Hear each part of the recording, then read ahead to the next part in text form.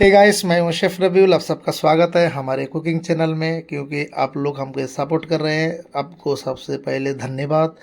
तो हमारे चैनल में इसी तरीके से बने रहें और हमारे चैनल पे वीडियो देखते रहें, हमें लाइक और कमेंट्स करते रहें। हम आपके कमेंट्स पढ़ पढ़ के नए नए रेसिपी बनाने चालू कर रहे हैं, तो आप कमेंट्स ज़रूर करें।